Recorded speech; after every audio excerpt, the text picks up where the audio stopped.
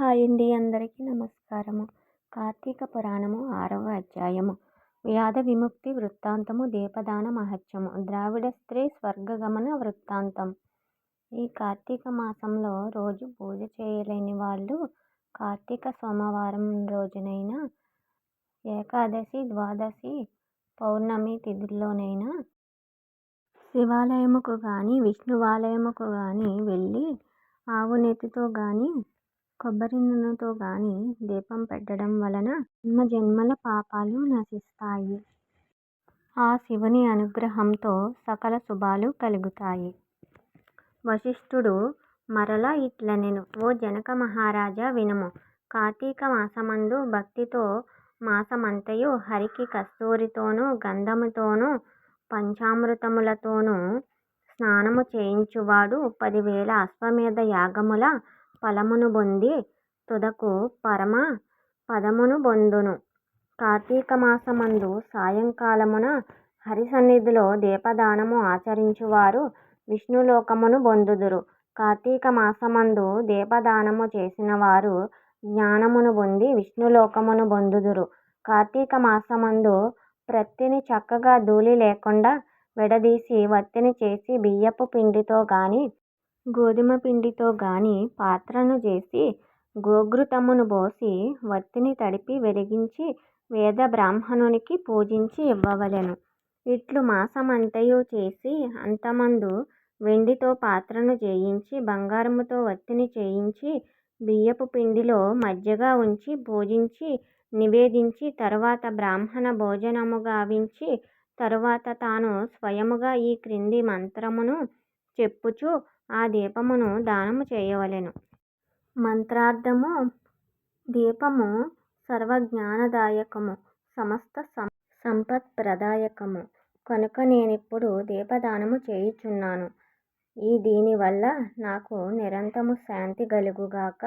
ఈ ప్రకారముగా స్త్రీ గాని పురుషుడు గాని కార్తీక మాసమందాచరించిన ఎడల అనంత ఫలమును పొందుదురు. దీపమును పెట్టినవారు విద్యను, శాస్త్ర ఫలమును, ఆయుష్షును, స్వర్గమును, సమస్త సంపత్తులను పొందుదురు. కార్తీక దీపదానము వలన మనోవాక్కాయముల చేత చేయబడిన తెలిసి తెలియక చేసిన పాపములు నశించును. పూర్వకాలమున ద్రావిడ దేశమందు సుతబంధు విహీనయైన ఒక స్త్రీ గలదు. ఆ స్త్రీ నిత్యము భిక్షాన్నమును భుజించెడిది. ఎప్పుడు దూషితాన్నమును భుజించెడిది. చద్ది అన్నమునే తినెడిది. నిత్యము ధనము తీసుకొని పరులకు వంట, కుట్టుపని, నూరుట, రుబ్బుట మొదలైన పనులను చేసెడిది. అమ్మకము కొనుటయు చేయించెడిది.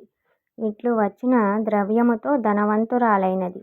ఆ స్త్రీ విష్ణు పాదార విందములను ధ్యానించలేదు, హరికథను వినలేదు, పుణ్యతీర్థములకు పోలేదు, ఏకాదశి నాడు ఉపవాసము చేయలేదు. అనేక వ్యాపారముల చేత ద్రవ్యమును చాలా సంపాదించినది గాని తాను తినలేదు, పరులకు పెట్టలేదు. ఇట్లు అజ్ఞానముతో మునిగియున్న ఆమె ఇంటికి దైవయోగము వలన శ్రీరంగమునకు బోవు కోరికగల ఒక బ్రాహ్మణుడు వచ్చి దాని స్థితిని చూచి, అయ్యో, ఈ చిన్నది అన్యాయముగా నరకమేలపాలు కాగలదని దయ కలిగి ఆమెతో ఇట్లనియే: ఛీ మూఢురాలా, ఇప్పుడు నా మాటలను వినుము. విని చక్కగా ఆలోచించుము. ఈ దేహము సుఖదుఃఖములతో కూడినది. చర్మము, మాంసము, ఎముకలు వీటితో కూడినది. దుఃఖములకు నిలయము భూమి, ఆకాశము, వాయువు, అగ్ని, జలము అను పంచభూతముల వలన కలిగినది. దేహము నశించగా పంచభూతములు చూరులందు పడిన వర్షబిందువుల వలె పడి తొలగిపోవును. ఈ దేహము నీటిమీది బుడగవలె నశించును. ఇది నిశ్చయము. నిత్యము గాని దేహమును నిత్యమని నమ్మితివి. ఇది అగ్నిలో పడిన మిడతవలె నశించును. కాబట్టి మోహమును విడువుము. సత్యస్వరూపుడు భూతములందు దయగలవాడగు హరిని ధ్యానించుము. కామమనగా కోరిక, క్రోధమనగా కోపము, లోభమనగా ఆశ, మోహమనగా మమకార అహంకారాలు వీటిని విడువుము. ద్రవ్యము వదులుము. నిశ్చలమైన భక్తితో హరి పాదారవింద ధ్యానము చేయుము. కార్తీక మాసమందు ప్రాతస్నానమాచరించుము. విష్ణు ప్రీతిగా దానము చేయుము. బ్రాహ్మణునకు దీపదానము చేయుము. అట్లు చేసిన ఎడల అనేక జన్మముల పాపములు నశించును.